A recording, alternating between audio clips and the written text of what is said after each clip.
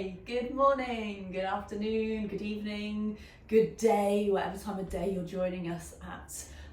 Welcome back to another Move Through May with Yoga Born.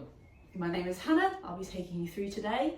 If you are new to Move Through May, I'd like to just invite you here just to pause this video right now, head back over to day one. Kareen takes you through a little bit about what Move Through May is about, so you can find out a bit more about what we're doing.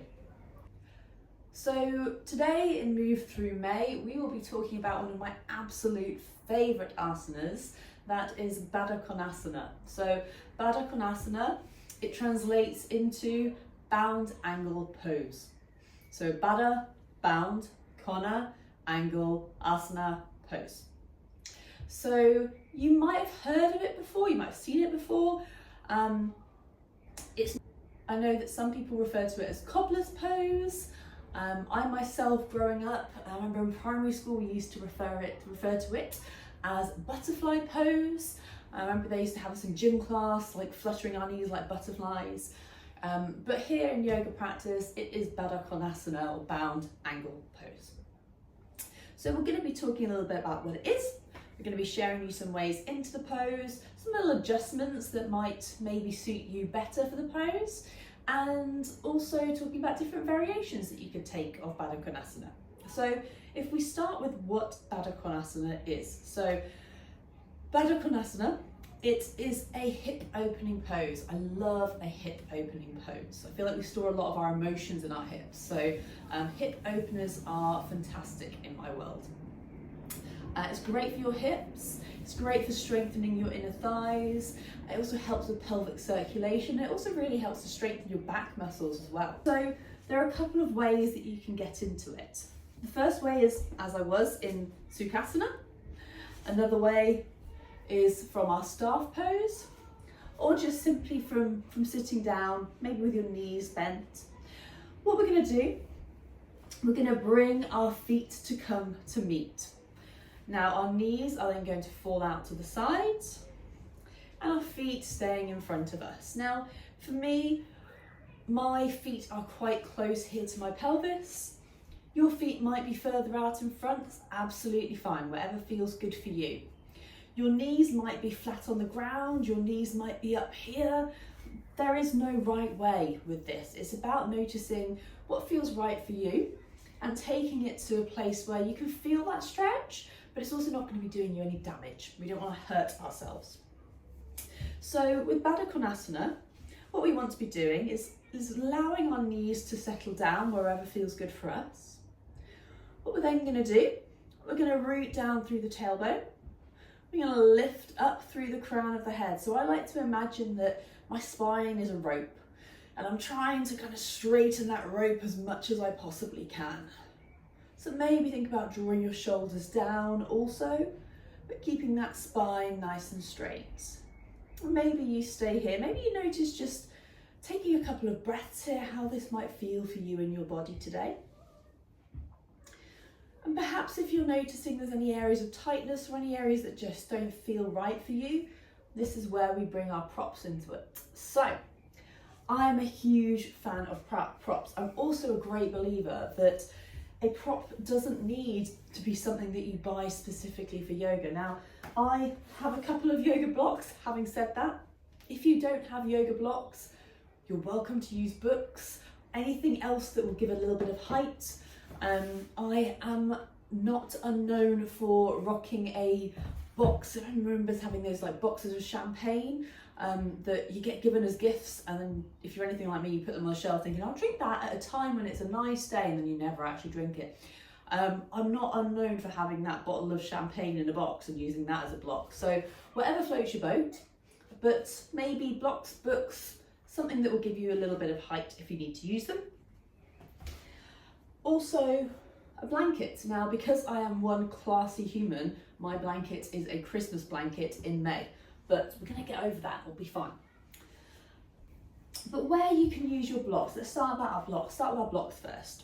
So if you notice that maybe your knees are lifted and that's feeling a bit uncomfortable for you, what you can choose to do is place these blocks underneath your knees. So resting your knees onto these blocks, That might feel a little bit better for you, might give you a little bit more support as you move into bound angle.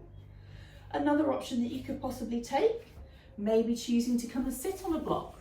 So sometimes sitting on a block just allows our hips, creates a little bit more space in our hips for us. If that doesn't feel particularly comfortable for you, I personally really don't like sitting on a block. I don't find it very comfortable. If you want something a bit more comfortable, a blanket, a cushion, that can also work for you.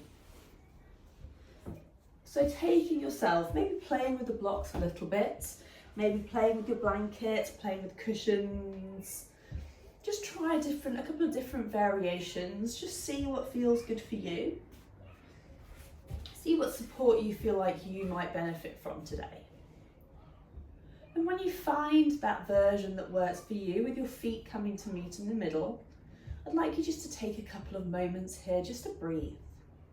Maybe closing your eyes. And just noticing what sensations you're feeling in the body today. Perhaps noticing where you're feeling that stretch.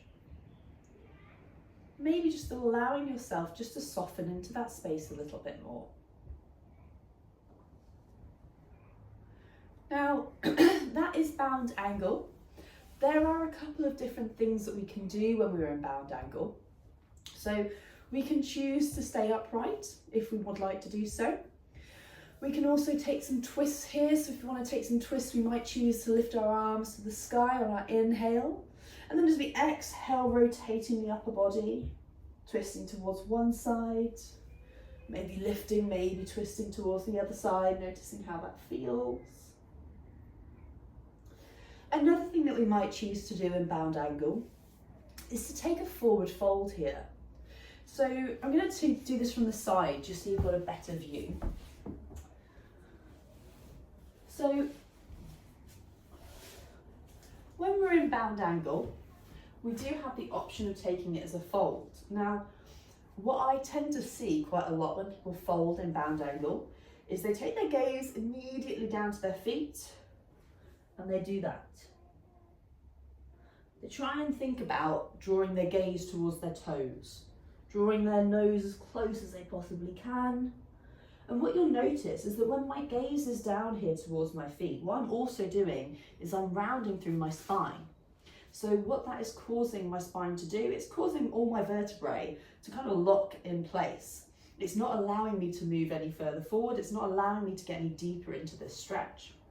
Now, what I would like to offer as an alternative is when you sit here in bound angle, before you think about drawing down, what I'd like you to think about is again, rooting down through the tailbone, lifting up through the crown of the head. Maybe we lift our arms up just to stretch the spine. Think about drawing space between each of those vertebrae stacked on top of each other on your spine. And then as you exhale, rather than folding down, think about drawing yourself forwards. And when you notice that you can't go any further forwards, then placing your hands down to the mat. Now, what you'll notice here is that my gaze is in front of me. It's not down. I'm not rounding through the spine. I'm keeping my spine nice and straight. What I might choose to do if I want to deepen it, and you'll really feel this in your hips and in your inner thighs here. With each inhale, maybe think about lengthening through the crown of the head a little bit more. And with each exhale, maybe walk your fingertips just a little bit further forwards. What you might notice is that you're able to find a little bit more space and get a little bit deeper into that pose. So those are all options. They're all variations of Baddha Konasana. No one way is better than the other. It's all about finding which fits best for you. So I invite you to explore Baddha Konasana today. It's been great to spend this past 10 minutes with you. I hope you have a wonderful rest of your day and looking forward to seeing you again for another move through May. If you haven't yet, please remember to like the video, comment perhaps if you've got any questions about Baddha Konasana, and also subscribe to our channel here at Yoga Born. Thanks very much. Bye.